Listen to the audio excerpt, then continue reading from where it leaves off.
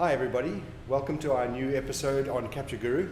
Today we're going to be having a look at the basics of photography, and I'm going to be using a Cinar camera, or Cinar as some people call it. And the reason why I want to work with it is it's a very good way of showing the basic principles of photography. This camera, the technical camera, is pretty much like a pinhole camera.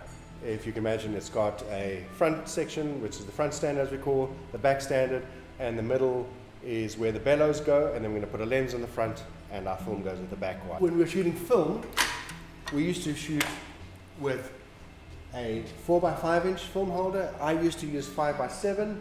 You could also use 8x10. Basically the size of that there was the size of your negative or your transparency or whatever it was that you're shooting. So you had a huge amount of resolution.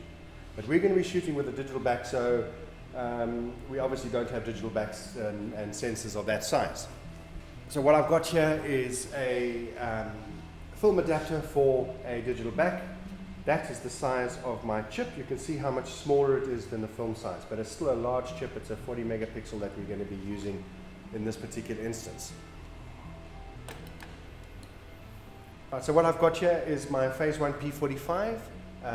It's got a 645 sensor. You can see it at the back there, much smaller than the film sizes, but still great amount of resolution. You can fit that onto the adapter. I'm going to take, I'm being very careful that I don't clip the wrong one here. I'm going to actually take the bellows off.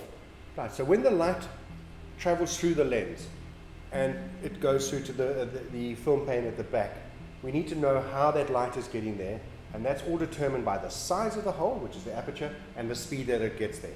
If the aperture is very wide open, in other words a big hole, it's going to allow a lot more light there, light through to the back. If it's a very small aperture, it's going to allow a lot less light. And the interesting thing is, the smaller the number, 5.6, means the bigger the aperture. The bigger the number, for example 22 or 32, the smaller the aperture. And then also that can be adjusted by increasing your shutter speed to either very fast shutter speed, maybe 500th of a second, lets very little light in, and a second is going to let a lot of light in, and it's a balancing game between how much light you use and how much you get to the end desired result you want. What I'm going to do is I'm just going to take this 150mm lens off here, and I'm going to put another lens on it, just much bigger and much easier to show what we want to do. So if you have a look through the lens, and I'm going to move this down and up, and you can see hopefully through the lens the aperture opening and closing. So what I'm going to do now is I'm going to take a picture to show you how the shutter speed works. Yeah, we're going to close the lens down, I'm going to cock the shutter, and I'm going to set my shutter speed here to 1/25th of a second, which is very fast.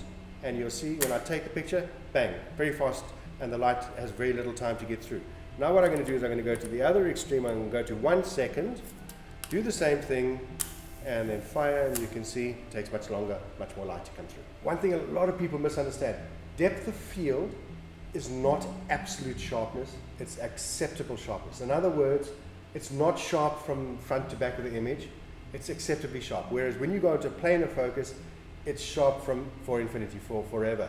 So if any of you guys want to know more about technical cameras and how technical cameras work and planes of focus, please let us know, write some comments, and we can delve more into that and discuss more about how a technical camera works. So what I'm going to do is just pop out now with this camera. We're going to do one little movement on it where we're going to show how we've pulled a plane of focus on a street scene.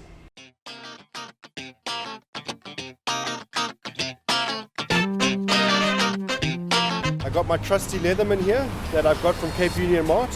What I'm going to do is I'm going to use this to tighten the base plate onto the 4x5 camera holder. So what I'm going to try and do is I'm going to first of all just shoot a clean shot where we put no movements or anything on, and then what I'm going to do is I'm going to create a plane of focus that runs through the center of the road to pull from where I am to the House of Parliament in focus, and everything on either side out of focus. I've got my Lexa compact flash card that I bought from Orms. I'm going to put that into the camera, and then we're going to get ready to go. Okay, so I've got my camera set up. We've done the shot where we just got the straight shot with the camera, with the bellows front and back up straight. One thing to always remember, when the back of your camera is dead straight up, the film plane is dead straight up, everything will be vertical. The moment you tilt the camera slightly, you're going to get distortion. And I'm going to twist this now and bring this so that the bellows are at an angle like that, and we've got the front part of my camera and this part coming together, and where they meet at one point here and your line of focus there is what's called Schlein-Fuchs principle, and that whole thing will be in focus. So now I'm going to check to see.